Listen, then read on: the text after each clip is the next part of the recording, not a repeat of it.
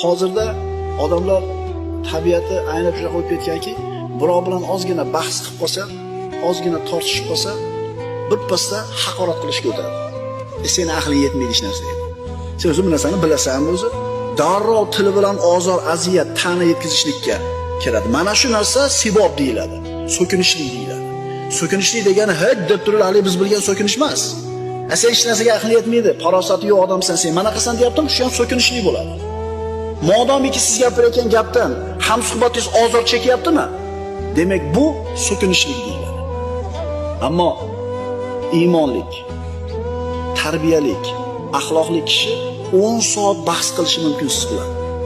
Lekin biron marta sizni dilingizni og'ritadigan so'zni gapirmaydi. Birodarlar, bunaqa odobni qayerdan olamiz? Albatta Qur'ondan olamiz. Albatta Qur'ondan olamiz.